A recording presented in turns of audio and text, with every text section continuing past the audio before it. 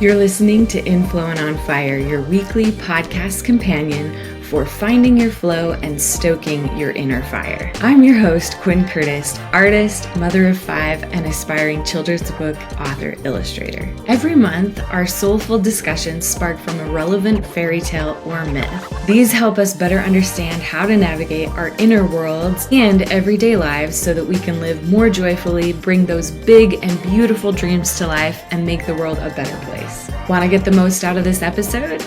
Well, be sure to snag the free gorgeous study guide in the show notes that includes a written copy of the fairy tale or myth, soulful journaling questions, and other additional juicy resources.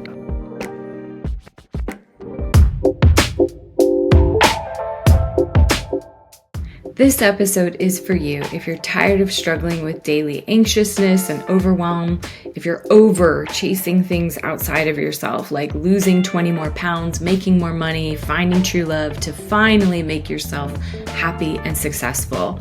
Or if you're just feeling lackluster, like you've lost some of your magic, and you want to feel inspired and energized but aren't sure where to find the energy. Maybe you're healing from some past trauma, or you just want to feel more connected to your soul and what makes you alive. Ultimately, this episode is for you if you want someone to just give it to you straight. Today's episode is a deep convo with my dear friend Calli Sol. She's an incredible mentor and coach. Our conversation is real and raw and mostly unedited. It's jam-packed with juicy wisdom and insights, and it's part of our Selkie Myth series where we're diving deep into issues around burnout and how to rekindle our fire and bring ourselves back to life. So be sure to stay to the end where I'll be sharing this week's In Flow and On Fire Bright idea, which will help you integrate all this goodness into your everyday life. There is a trigger warning for brief mentions of a mother's death, suicide, and violence against women, as well as a more open-minded exploration of major women's issues and world religious beliefs. This is the most raw of all the episodes in this Selkie series, so please note that if it's not your cup of tea, no worries. There's plenty of other goodness in the other episodes, which you'll find linked in the show notes. Let's get into the conversation with Calli. We're going to dive in for a really incredible conversation with one of my dearest friends, Calli Sol. She has been on a major transformational journey. Honestly, I was reflecting recently just like to the depth and degree of somebody like Byron Katie and Esther Abraham Hicks. And I'm not minimizing this. Calli has been on such an incredible journey. She is a healer of healers and a coach of coaches. And also, if any of you are hearing the call toward plant medicine and journeys, Calli has been working with medicine and leading people on truly life-changing, powerfully transformational experiences for years, and she'd love to support you there. She's also just a wonderful coach that I think is also taking on new clients. She is truly a powerhouse of a woman. I feel like my twin flame soul sister, and honestly, one of my dearest friends. So I just am so psyched to have you here, Calli. Thanks for being here on the podcast. Yes. Thank you. She told me I couldn't read her intro because it would make me blush or feel, I don't know what. But, as I'm just listening to you talk, I'm thinking I'm so grateful for how big Quinn's brain is. I mean, Quinn has a huge freaking heart, but, especially in the last little while, all of the information that you have taken in and the way you can process it and the way you can share it is so freaking awesome. I mean, even she just shared the story with me that we were going to talk about, and I was like, oh, once again, Quinn coming in hot and liberating and changing my whole freaking life. It's what she does. It's just what she does. So, I mean, I think we see in others what can potentially be happening inside of us. And so to think about someone going through a complete transformation, I think we're maybe right there with each other. So beautiful. Anyway. Oh, yeah. Well, thank you. Yeah. Goodness. Of course. Well, hopefully everyone listening is feeling all the good, warm feels too. Because, honestly, I think this is something I reflect on a lot in our relationship. We've gone through a lot of transformations together. Mm-hmm. And it's been, kind of a hallmark of our friendship to be, cheering each other on and or, holding a hand out in the dark, and I just am feeling like I know if you and I were both to cross over to that other side, like we would look back and be like, totally worth it, because it's like almost the best stuff that life is made of, these transformations. So this story that we're going to be talking about today is really such a major story. So I'd just love, before we dive into any even like deeper nitty gritty questions, just even your first reflections of like the Selkie story, like what hit you, what stood out, or what'd you feel? Yeah. So I I read it and then I just started crying. I'm like sobbing because I'm like, oh my gosh. And I'm laughing because I'm like, oh my gosh. And I'm like, I just read the story of my life. I just read the story of my life. And even what is like currently in the moment that I was trying to liberate myself from, this story truly and genuinely liberated me. Like I'm not the same. Because I mean, of course you told me about this months ago and I read the story yesterday morning. That's how we roll. Yes, but it was almost like, what just happened? Like one of those moments where you feel like, I think I accidentally called it a crinkle in time. It's called a wrinkle in time. But I don't even call it a crinkle in time. I like that better. I don't even really remember what that book's about, but I'm like, this feels like a crinkle wrinkle in time. But wow. I actually feel like reading it is just scratching the surface, and I can't wait to just keep digging and taking each person. Oh my gosh. In the story and just building out their story and who their archetypes in my life and the way it's impacted me. But truly the story was so liberating, like so liberating. It's so good. Well, let's maybe talk about some of those characters. That feels like a good place to dive in, because in like Jungian psychology, which is where the book is from actually, or the story that we're using is from Women Who Run with the Wolves. This is a Jungian psychoanalyst. And Jungian psychology is very clear that in a dream or in a fairy tale, you are all of the parts of the story in like one way of looking at it. And then you can look at your waking life and kind of see people in your life that could be those archetypes as well. And so some of the major characters we have here, we have the lonely man, we have the seal woman, dancing naked, getting her sealskin stolen by the man. We have the boy that comes from both of them. And then we have maybe the grandfather seal would be probably the main characters kind of calling her back home to the sea. So in your experience, like what if some of those characters, like how would you interpret those characters on an internal level for what you've been working with? Internal? Or anyway, like how do you see those characters in your life is maybe a better question, or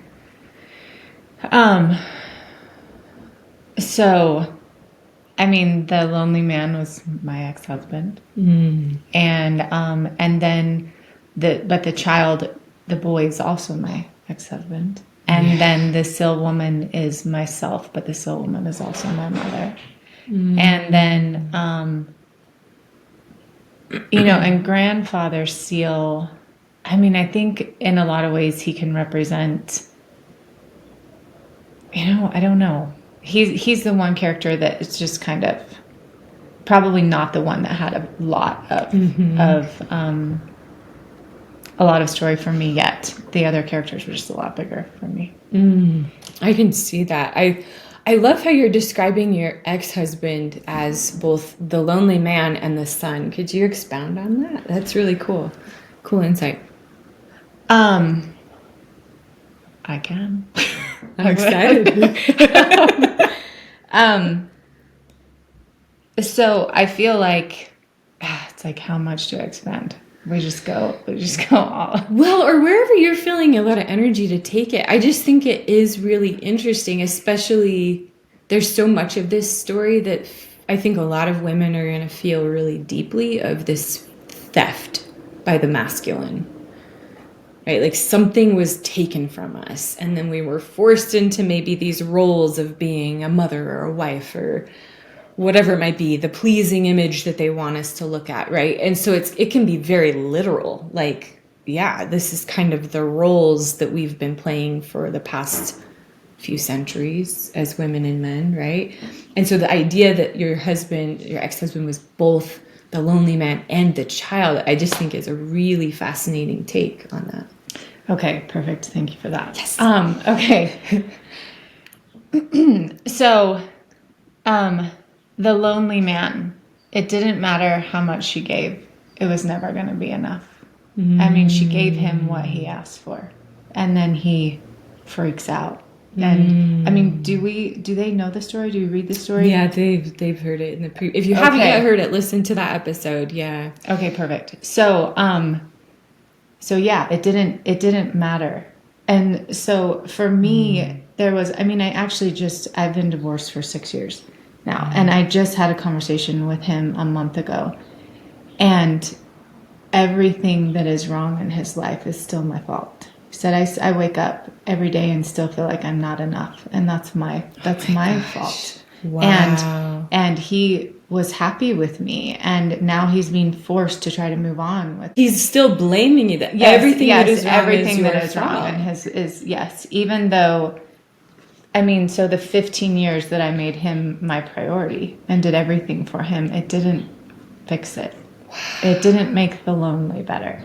Wow. And so then I'm thinking of, I have a 14-year-old son, and I think I know how to teach him. Well, there's the 14-year-old son. Okay, actually before that, I am the boy, and my mom died. She left me. She was my person. She was everything. She was the protector, the provider, and the comforter, and she left. And at the time of her death, I didn't have it. I didn't know I was going to be okay. I didn't know it wasn't my time. Yeah. I didn't even really know if it was her time. I didn't know if something went wrong. And then through her death, and thankfully my ability to hear her and feel her, learned that they don't go anywhere. She's like the Soul woman told her son, I'm always with you. That's what my mom told me over and over again, especially during the first year that she died, because I wanted to believe it. I wanted to believe she was never going to leave, but all of my upbringing thought she might be here for a moment, but she's going to go and she might come back. But she just told me, I'm never leaving you. And so then, I mean, that has been my mission, is to teach all of my children that I will never leave them, because they truly have fear of me dying, because they watched. And so to teach them what she taught me, I'm never leaving you. I will never leave you. And so Zach is 14, and to teach him this, to teach him how to find connection, and to teach him how to be a drummer and a story maker and all of those things, he will never need a woman to try to fill holes she can never fill. Whew, chills all over. Holy smokes. And so, and then when, as a mother, are we ever given permission to leave our child? Whoa. Mic drop. So I'm like, so this story honestly, I in so many ways duplicated the relationship with my ex over the last 9 months. And this is what Quinn didn't even know. I'm ending this relationship, trying to, and the pain of it was so bad, I was disassociating and not even understanding why. Why is this so painful? And then having this past life memory of being left as a child and thinking, but the sense for me was I become these men's mom in this time. I become their home. I do make everything better.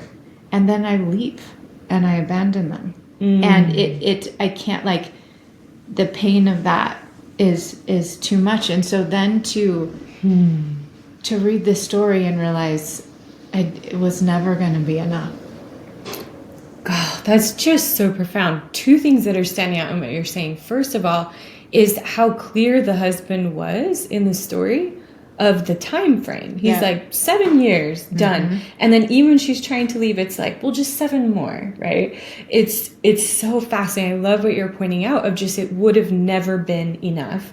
And then for some reason, this is reminding me also of the Christian mythology of would Jesus have ever been able to leave? You know, same kind of a thing. And in many ways, I mean, that is kind of a mother figure in a way of a nurturing, caring, you're loved exactly as you are. But like, yeah, there's no way that we're ever going to be like, okay, I filled up my cup, I'm never going to get it. But then it's also reminding me, I guess, in the last point of like, we can never get enough of what we don't need. Right? So I love how also this story points us to like that's the I will never leave you part of us can also be interpreted as like reconnecting with our own soul. There will never be anything that can replace that ever. And so even if we try, hard. And that's because, so it's funny because the first time I read the story, I was like, oh, the freaking lonely man that had him. Like he's and then this morning I actually pitchforks. And then this morning I went through and I like typed it out and I was like, oh crap, I can't hate him. Like I'm like, okay, we've got some work to do. Can't hate the guy. Because it's like your heart goes out to him. He's alone and he doesn't have humans and he's sad. And so he wasn't taught. He wasn't taught as a child where to find connection. Because I think that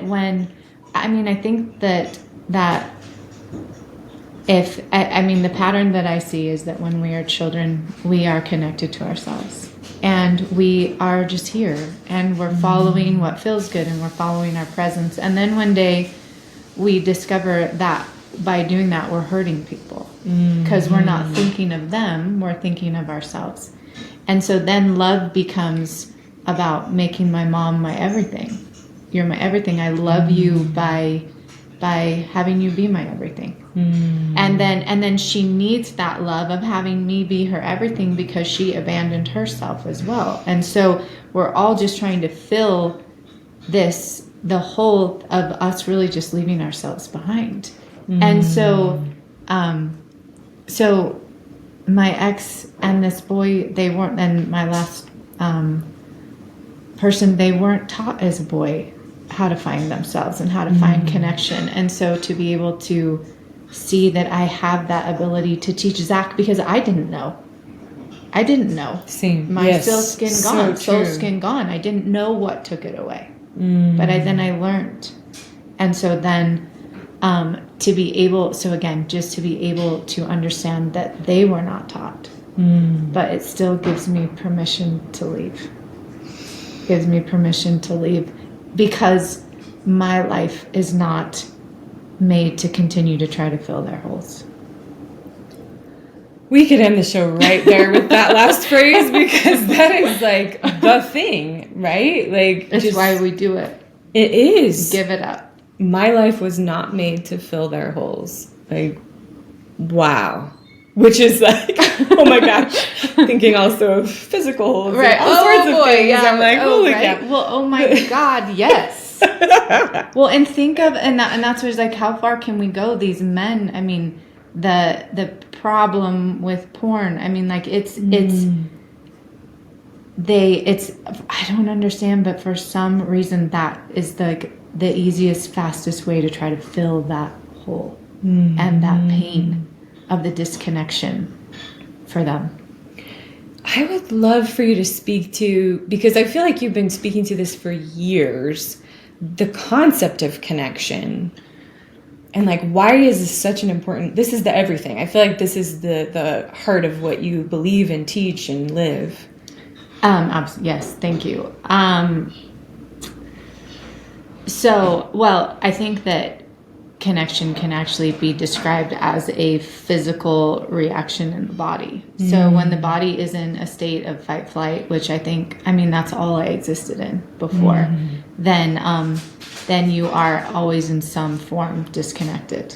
You're not able to make decisions or move through the world from a rest and digest place where your body is not afraid. And so it has inflow on fire space, we might also say.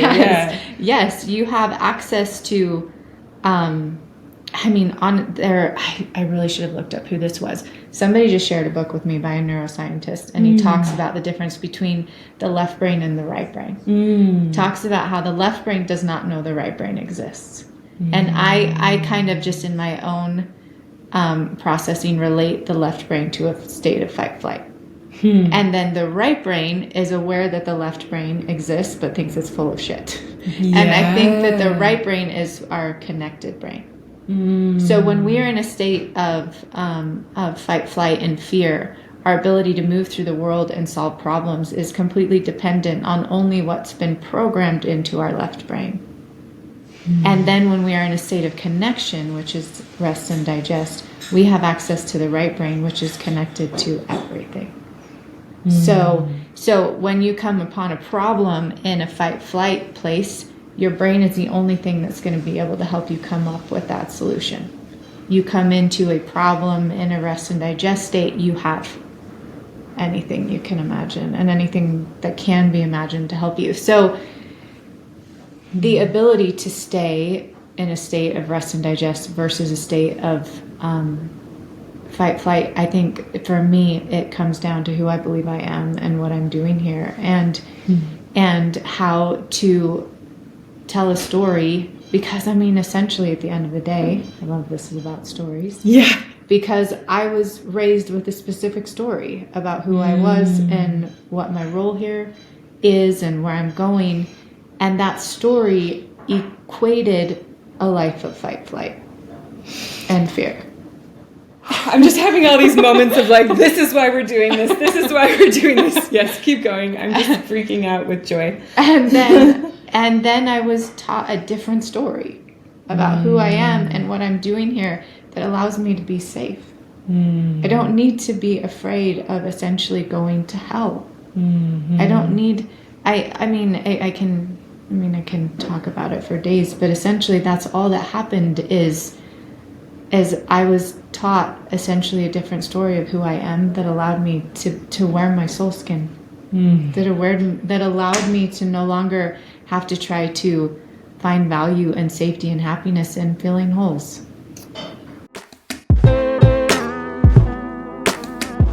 Wow, God, it's so fascinating with what you're just sharing, because it's almost like the old story also was teaching, okay, you just got to do all these 20 things and then we'll give this back. Oh, now there's 20 more. Oh, there's more. It's like same kind of similar concept, right? No, thank you. That's so powerful because, but the hook is that we do those 20 things and then we get it back for a minute.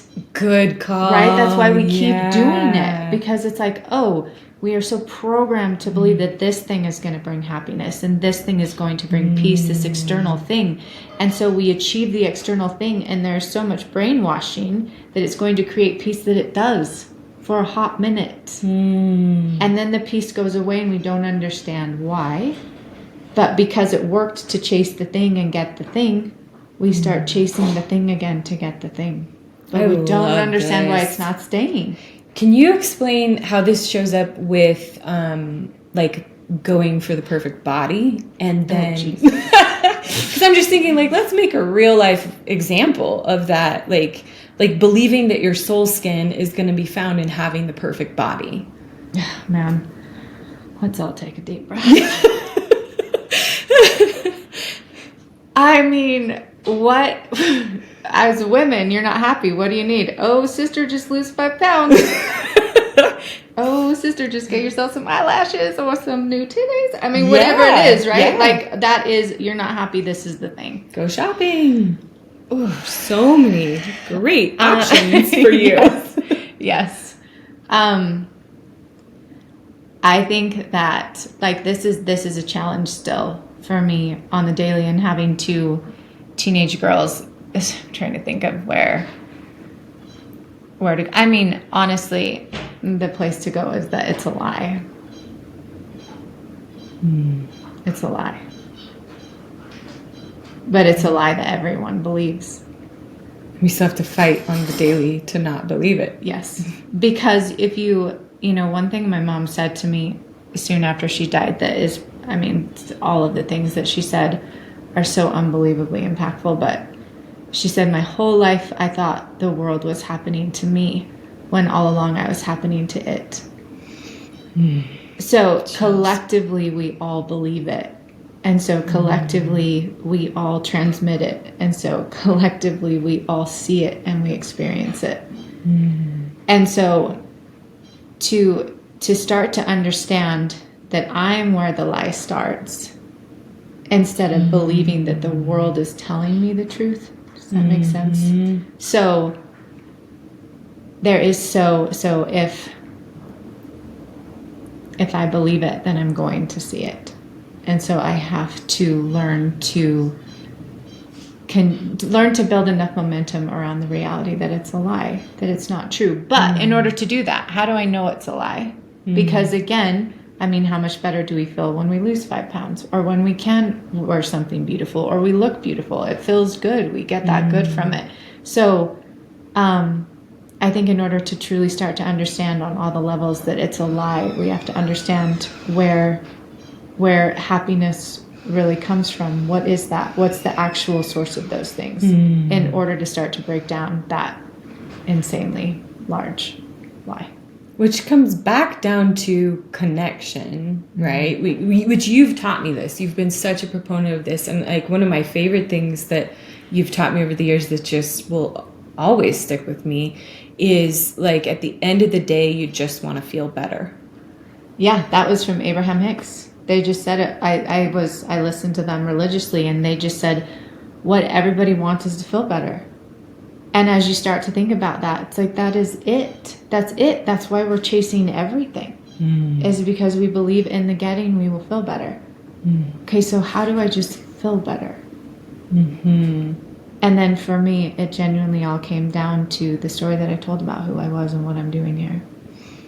And it's almost a difference because it's like you said, losing 5 pounds can feel good, or fitting into the pants that we weren't fitting into can feel good. But then it doesn't after time, or then something else comes up. And so I think it's this issue of chasing the sealskin every single day that wears us out and burns us out.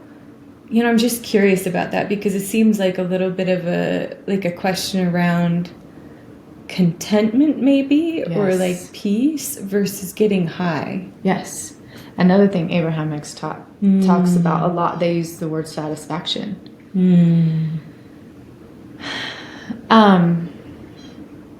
So I mean, that is, where should we go with that? I mean, I can anywhere. It's so interesting to me, the temptation in myself even to still avoid things that are connecting to my soul, or that maybe feel like contentment or peace, and instead I want to chase the high more. Like it's like the dopamine addict kind of a concept that's going around, right? Well, yeah, because if we can't connect to ourselves, then we've got to feel good somehow. So I had a woman that I was working with, and I tried to. She came and sat down next to me, and as I was feeling into her, there was a call for her to go into her body. So I think when we're little, we live there. We live in our body, and then we start to live from our mind, because living from our body, we somehow correlate is where everything went wrong, where we get in trouble, where we hurt people.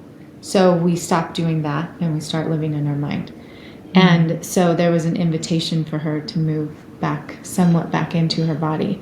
And I started talking to her about this and told her, like, it feels terrifying because, again, we believe it's why we hurt. We believe it's the source of our pain is from when we were. And so I started to kind of help her start to move there. Panicked, stood up, ran away. Couldn't do it. So I think that we are so very intelligent, and we don't do anything without the belief that is preserving us somehow. And so when we have a story that is so real, because everyone believes it, the lie, that being connected to ourselves and our knowing is, again, what went wrong, then we'll make sure we don't. It's not even someone else who's keeping us from doing it, it's us. It's like the number one existential fear of freedom. Yes. Why are we afraid of freedom? We've been taught we'll go buck wild. Right? So true. Like trained to not trust ourselves, trained to believe that only bad things will come. And yet this soul that is yearning for it, right? That is constantly just needing it. Pushing us. You know, it reminds me in Clarissa Pinkola Estes' commentary on the story, she talks about how the lonely man can also be perceived as the ego, trying to capture the soul, to kind of like milk its energy and creative force, to then be able to do something with it, right? And how like that ego formation is an important aspect. Like we all have to learn how to be humans on the planet as well, but then there's like it's such a small portion of what's actually needed compared to like your soul really being able to be in charge and being able to lead. And just curious if that brings anything up for you. Well, yeah, I was actually just thinking, what if we could compare the left brain to the ego? Where the left brain, it's just a computer. It's just downloaded and programmed with stuff. And so the ego, I mean, what if everything is alive? Everything, even an ego per se. And then we tell the ego, like if the left brain is the ego, it believes it can die. It believes it has a beginning and an end. Because that's what it's like. If the left brain were the ego, it's been taught that's what it is. There's a beginning and an end. And so what if it doesn't want to die? And so what if that's why it fights? But what if we told it a story? What if we told the ego the truth? Which is, again, if that man is the ego, what if we could teach him? It's like bringing to mind for me, I'm not sure why, so just follow this if it brings something up for you. Yes. But like I was just picturing you in like medicine journey space, actually, like helping someone move through this physically. And I was just curious if there was any like story or thing that you've seen in that space that kind of helps us understand like what's actually happening with the body and this like internal fight. Oh my goodness. I think we fill it with fear. We fill the body with fear. And as someone is moving into their body, it almost happens in stages. Like, I mean, we could even the chakras. Yeah. Okay. So I'll watch someone move into their throat, and then they'll move down, maybe down into their heart and their chest. But probably like this, I'm so glad you brought this up. This is a super fascinating story, actually. Yeah. So, just about 6 weeks ago, I had, it was this person's first time journeying. She said, didn't know what she wanted to do. We're just chilling, listening to music. And then all of a sudden she goes from her head down into her belly. I'm like, okay, whoa. So I'm like, that's not usually how this goes. But anyway, so I come over and I'm just with her and I'm like, we just got to breathe. We got to breathe. Because essentially she's terrified. She just went somewhere she's not supposed to go.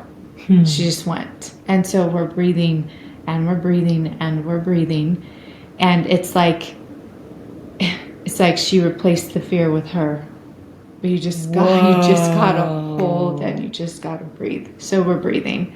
Replaced the fear with herself. Yeah. Wow. Yeah. Beautiful. So we're just holding and we're breathing. And then this happens a lot. My job is super cool because people think that is me. They're like, oh my gosh, I don't know if I've ever loved anyone like I love you. I'm like, oh no, well, okay, projection it's not or me. Something, right? It's not me, but thank you. Like, this is you. This is you. Like, you feel you. Aww. You feel love. You feel you. But then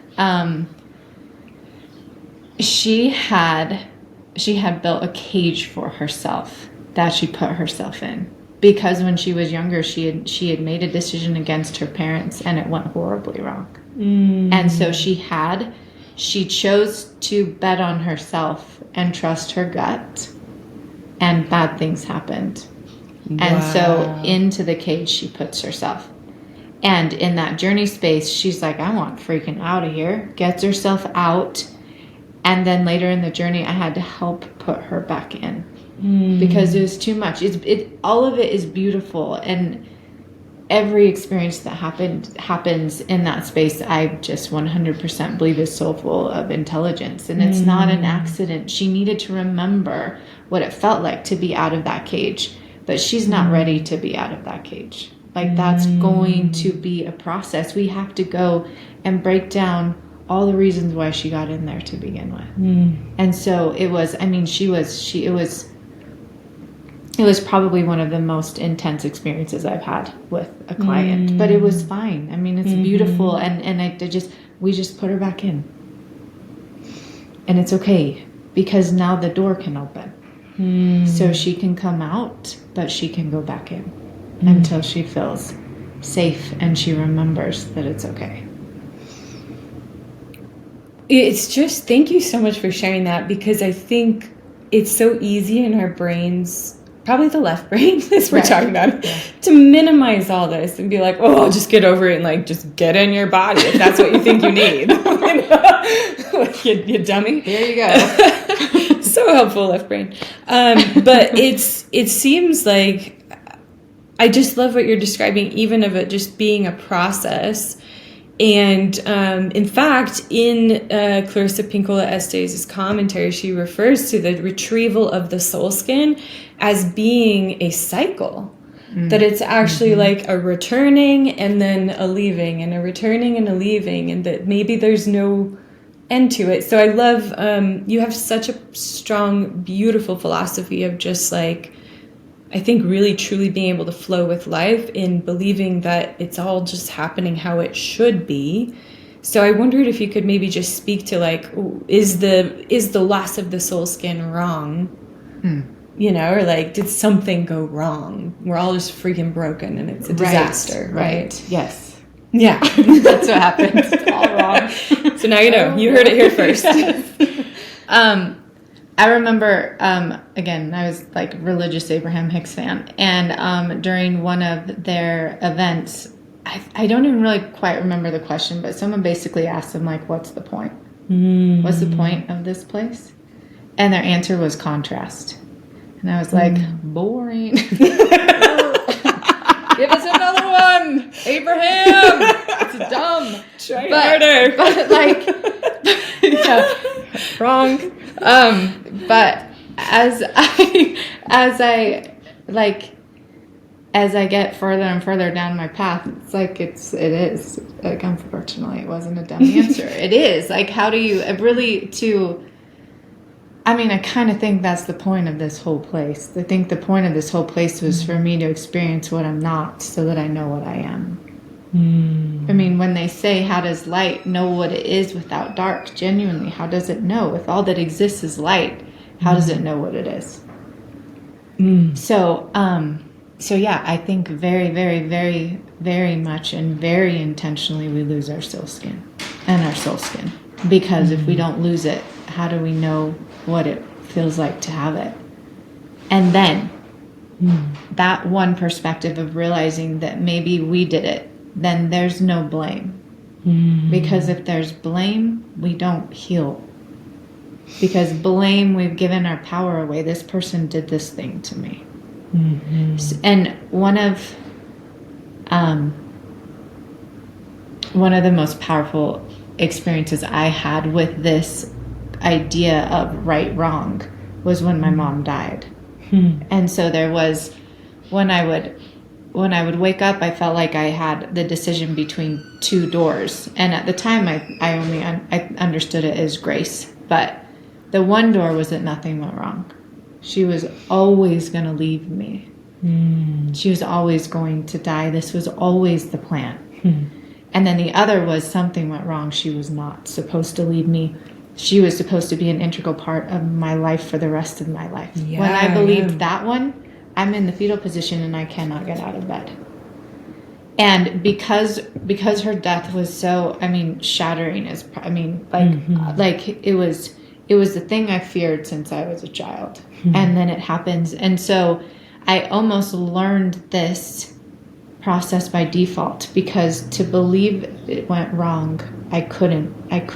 It was too painful. And so to believe that it went right, this is always supposed to happen, and she's never leaving me. I was okay. So I chose okay because I couldn't choose this. And then in that have learned all the things. It's so powerful to just hear you, even like, I'm just, as you're expressing this, like, I've been alongside you in a lot of that journey, and just like there's memories and struggles, and like each of these small little ways of describing it, it's a big journey. So I just want to like remind listeners, like, these are the concepts, this is the practice, this is the ideas that could be supportive or not, like, take it or leave it, what feels good to you, what feels most supportive to you. But then also recognize, like, to be kind to yourself, in the process of it, even just with the woman you were describing, and like how it's going to take time to get out of the cage. And it's going to take time, even like if we go back to the Sealskin story, you know, if you've been really removed for it, it might take a minute to even just for it to feel good in there, you know? And like, God, I'm so impressed by this conversation. It feels so vast. And I want everybody to know the point of these conversations isn't to solve this for you, because it's the life experience in a lot of ways. But the hope is that by understanding some of these archetypes and thinking through some of these aspects, it will help us see our own internal journey a little bit more clearly. Because just even the choice that you were describing, I feel like has been so up for me. And you know this because I've talked to you a lot about it. I'm like, I don't like these choices, Calli. But at the end of the day, like, I am just feeling like the inflow on fire way is the most sane way and most enjoyable way to do this absolutely batshit crazy thing of life, where it could be totally absurd or couldn't make sense. But like, at least that's how I'm reconciling right now, is just like, it's my preferred way of doing it. You know, it's more fun this way. It feels better. I can get out of bed, right? You know, because it is so hard. You know, my mom's life was very sad, and that was one of the questions I asked probably the most after she passed away. I needed to understand. I needed to understand why someone's life would be that way for so long. And I mean, I got multiple answers, but that's not really the point of the story. But the point is that if it doesn't hurt bad enough, this is just what I believe. If it doesn't hurt bad enough, we don't change it. And so when I was afraid that my mom hurt at the level that I was hurting, because I had experienced it after she passed away, that I didn't think I could live. I couldn't. I'm like, I can't live like this. I can't do this. The pain is too much. And I believed that she lived in that pain, and I didn't know how she survived it. But then I'm actually just remembering my sister found a journal from her, like 2 weeks ago. What? Yeah, and in the journal she talked about when she turned her heart off because the pain was too much. Oh my gosh. And so there was my answer. My mom wasn't living the same kind of pain I was living, because she had the ability to just shut it down. I mean, I always felt like I was being raised essentially, as rough as it sounds, by a half-dead mom. And I mean, she turned her heart off right before she got married. And so I was. And so that pain, like, it was that moment with my mom. I did not have the ability to be with the pain of believing it went wrong. And so I had to believe it went right. And I think that's how our lives really become transformed, is when we don't have a choice. Surrendered. Forced. Yeah. It's That's yeah, right? The truth of it. Yeah.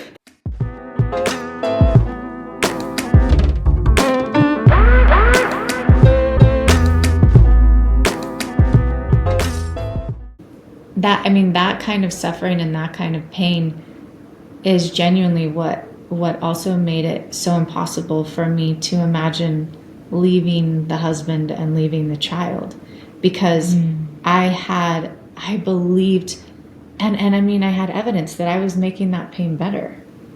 Wow. Right? Like if I come to the rescue when they need me, and I do bring that feeling of home, and I make it better. In what world is it appropriate for me to choose me and walk away? Just some little things to think about. Tiny.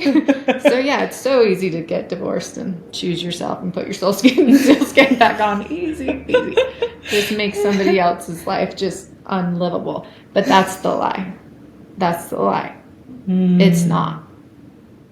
And the aspect of, I mean, here's my Pollyanna, I guess, coming out. But I'm like, you know, would your ex have had the opportunity to try to find his own Soulskin had it not been taken from him? You know, or the substitute hadn't been taken from him, you know? Right. And actually, again, from this beautiful story, just realized yesterday, I had a story, and I mean, I believe I got it from my mom. I mean, very generational story, that there really isn't anyone helping us.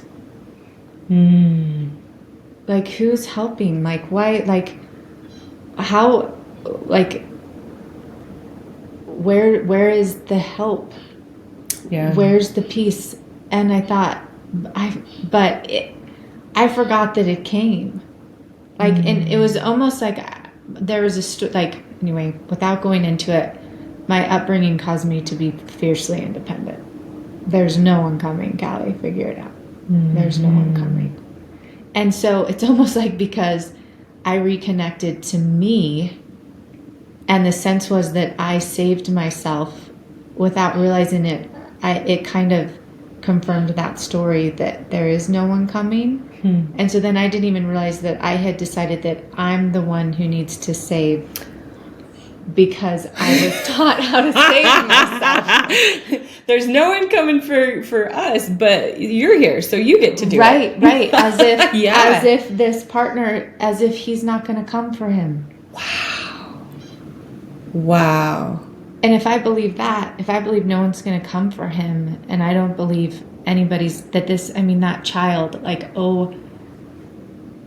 to hear that he grew up to be a drummer and a story maker, he learned. He learned connection. He found himself. That's everything.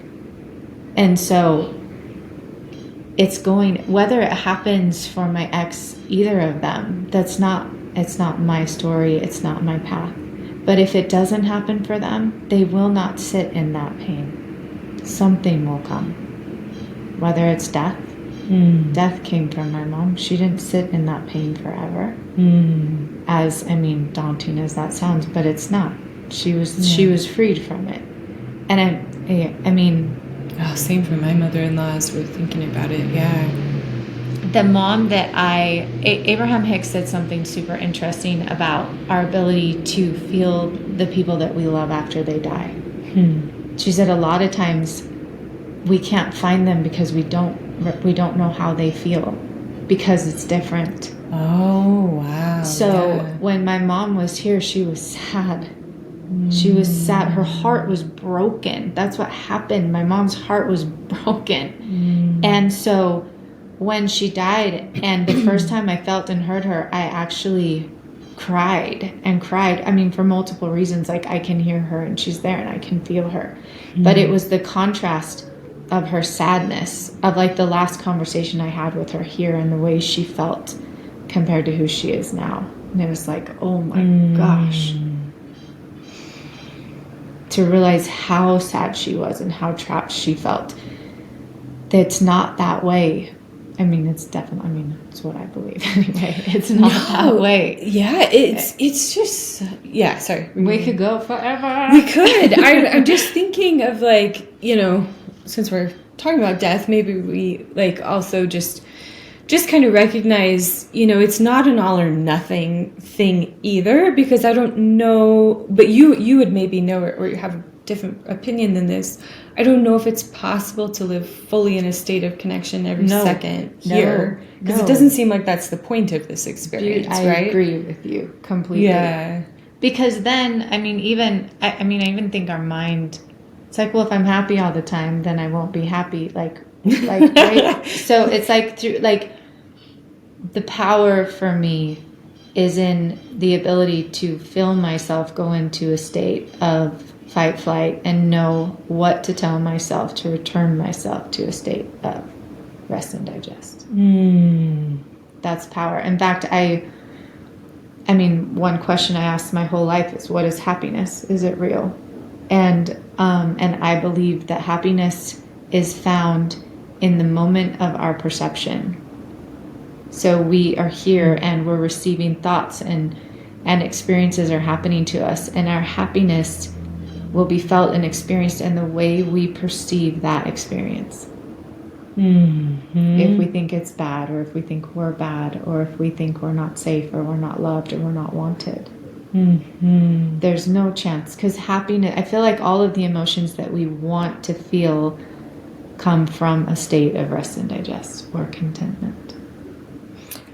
I love this. And I'm just realizing, maybe as like a bringing it home final point, because we could go on forever and it would be so fun too. But it's just, what are some, like, what's the everyday practice of this kind of look like? Or what are some ideas and skills you could maybe give those listening? Because in parts of this conversation, I was like, yep, somebody listening is going to be like, my sealskin is stolen. My life is hell. I just got to wait to die. Or maybe I do that sooner, which would not be my preferred way for someone to receive this. But those ladies told me to just die. Yeah, which is not the case. And honestly, like, I think, if we look at my big philosophy and belief system is that we in the Western world are so consumed in our own survival mode that we cannot see the real world outside of it. Like, our problems are big problems per se, and they might be big for us even. Like, that mentality I can get behind, sure. But I also can see a space where my heart is not able to be open and charitable and connecting to others as easily when I'm in fight or flight and when I'm stressed. Right. And so to me, this feels like, how do we solve some of these bigger societal issues, or just make the world a little happier in our own way? Not saving the damn world. We don't need to do that. But like, how do we do some of this? And I think it's essential to learn some of these skills.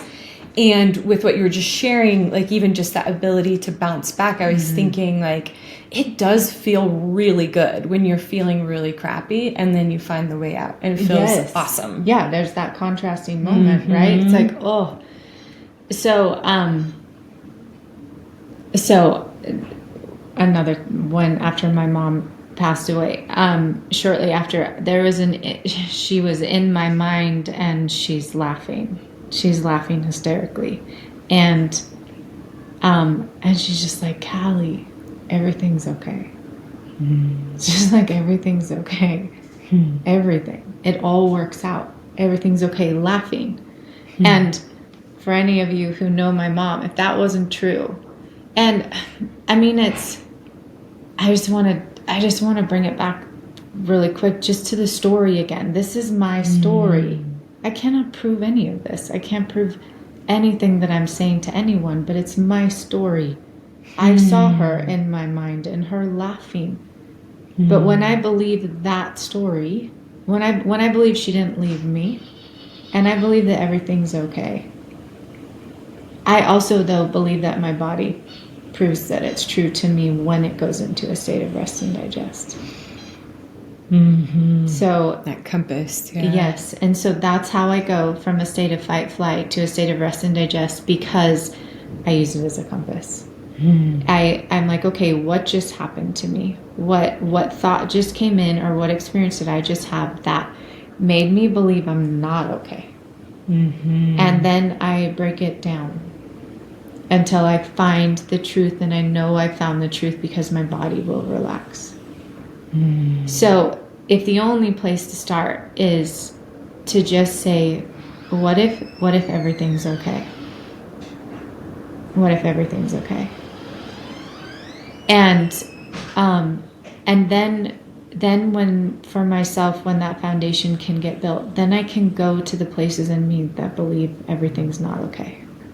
And we can find those places that don't believe everything's okay. And then I teach them or help them see a different perspective that allows them to believe, oh, everything is okay. But the power of a story sometimes freaks the crap out of me. You know, it's just reminding me, my daughter the other night, she'll love that I'm telling this, but it's such a powerful, like it's just a visual of this experience. She texted her boyfriend something. She got really upset and nervous by what she had texted. He didn't respond. In her mind, this got all blown out of proportion. She was just bawling her eyes out and sobbing and hysterical. And like was sure that he was like plotting how to break up with her. I mean, it went from 0 to 60 in like minutes to then like hysteria, right? And then he happens to text back after we've been like looking at beliefs on all this, and I'm helping her. We're even doing some EFT tapping, and I'm like, whatever we can do to calm down this nervous system. He texts and he's like, oh, sorry, I was at the store and I didn't have my phone. Yes. Right? It's like, this is actually life. Like, yes. So her body, so as she's like, the world's over, her body's like, no, it's not. No, it's not. That's why it was fighting back. Yeah. Yes. And she's like, no, it is. And then like, I call it getting lost in the land of lies because I believed it wasn't okay. And my body's telling me, yes, it is. So I'm believing a lie in that moment. And then that lie builds on the other lie. And then you can feel it, right? Like the anxiety hits, and then she's like, it's so big. And I really learned that my body is not saying, yep, you're screwed. It's saying, turn around. Stop. Oh my gosh. Like, I know, we're dying. Like, that's not what we're saying. No, everything's back away from the ledge. Yes. I gotta jump. No, like, but that, I mean, yeah, that's it. And you know, it happens. I mean, when I first learned it, you just start trying it on stuff. Maxwell Marx says confidence is really just a bunch of teeny tiny wins built on top of itself. So that's how we get the ego or the left brain to start to make a new equation. Yes. I love that, because ultimately what we're getting at, I think that's underneath, I just want to voice, is like that there actually isn't anything you could experience in life that is wrong or could be broken or could be a disaster, right? Which is a big belief. And if you stop listening to this show after me saying that, I understand, come back when you're ready. But like, it's really, we've been so conditioned to believe, no, there are things that will destroy you and things that will ruin you and things that are wrong and fear, much fear, right? But then like at the end of the day, like there is a way to have these experiences and to maintain your sealskin, right? Through it, to like maintain that space of connection and be like, that was an interesting experience. I don't prefer that, you know? But like moving on. Right? Like I was listening, I think it was it Abraham Hicks? I think she's been a big topic today. But I think in one of her talks recently that I was listening to, she was saying, find the part of yourself when you're freaking out that's wondering what you're having for lunch. I'm like, it's such a good point. Yeah. Because she's like, there's always that part of you that's the part that knows it's not a big deal. The part of you that knows it's okay, that's like, all right, well, when are we wrapping this up? Because we better go eat, you know? And in all the recent freakouts that I've been having, I've been finding that spot. That's been a really good anchor for me to be like, okay, where's the part that's like in the new Inside Out movie, that's the ennui, the character that's just like, blah, blah, who cares? This is so boring, you know? This is so boring that we're freaking out about money again, or this is so boring that we think that we're the victim again, right? Like, there is always that part, and it feels like that's the part that is like actually more connected to the truth, because it feels like the fear is just like putting on glasses and you cannot see clearly actually anything. Yes. No, yes, I believe that. Just to your point, right? Like, how crazy is it that the idea of someone saying that nothing can go wrong, why wouldn't we want to believe that? Well, yeah, you think about like somebody's been sexually abused, right? Oh, right. Okay. Right? Yeah. And we're like, nothing could go wrong. Nothing has gone wrong. But then like it's just interesting because it's kind of like what we were taught in our religious upbringing of like, if you have sex out of marriage, you are like a chewed up piece of gum and nobody wants you, right? There is no redemption arc. So it's like, if you really believe like you killed someone, there's no way you can ever feel peace again.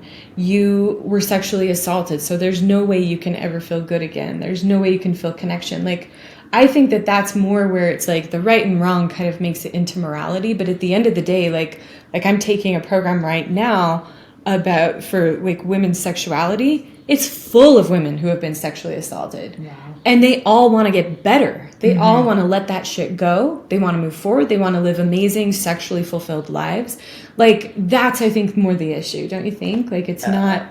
Oh my gosh. Yes. Yes. Like, is that you could experience anything and you can be okay. Right. You could be great, actually, even. There's nothing that can actually break you if that's, you know... Yes. Yes.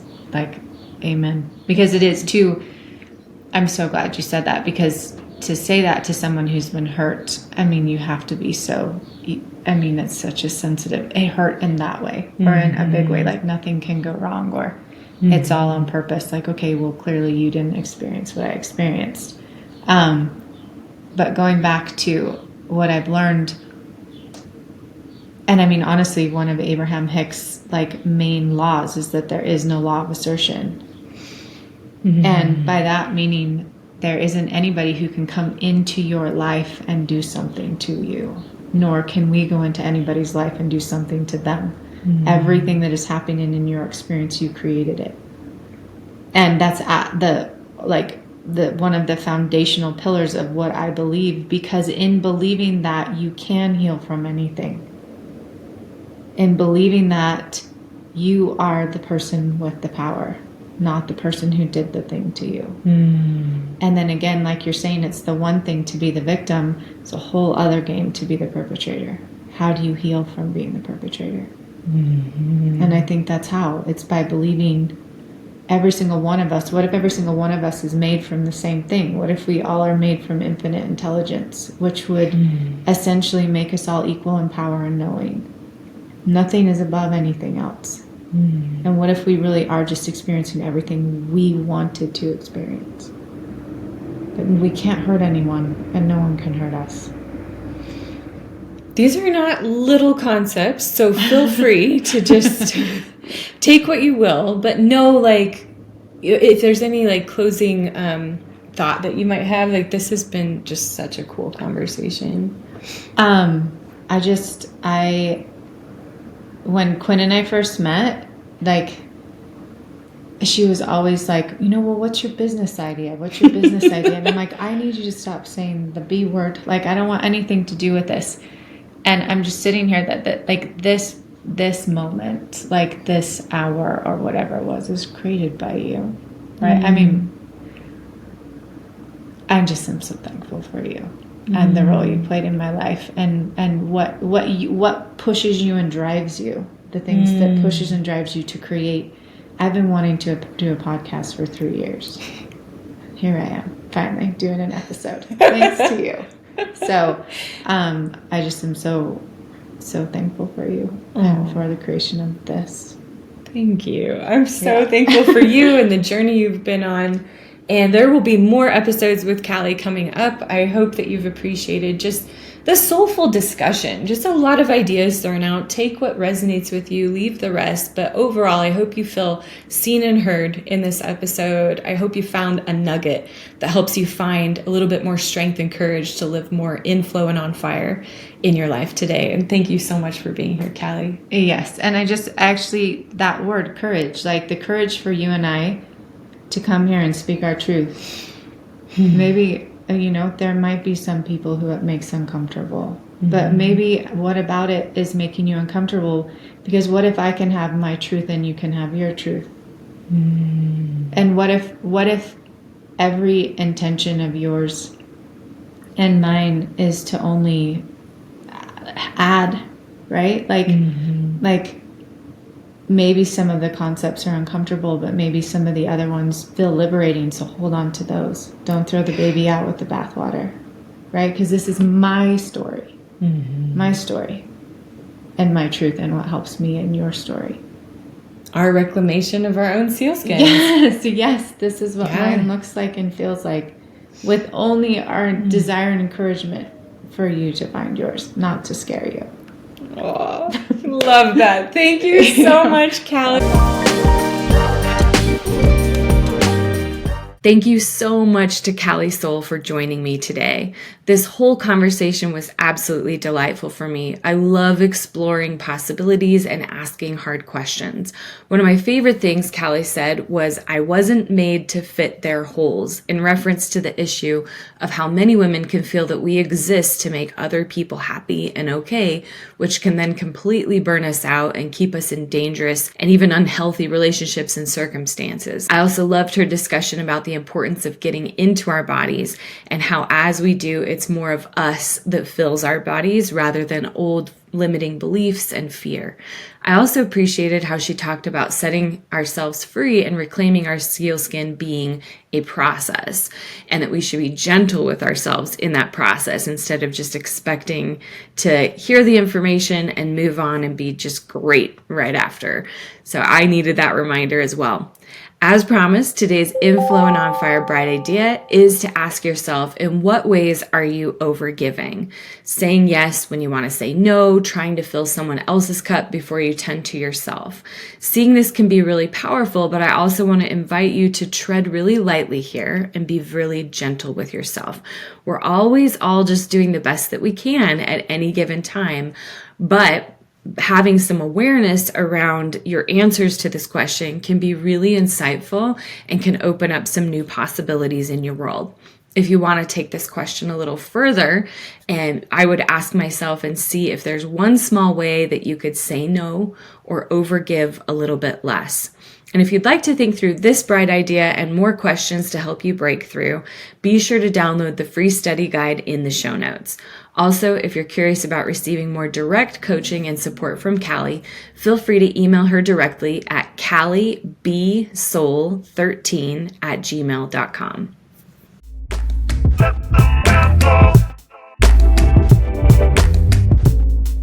To connect with May more or get to know her better, feel free to check out her website, maysimkin.com, or connect with her on Instagram at maysimkinnutrition.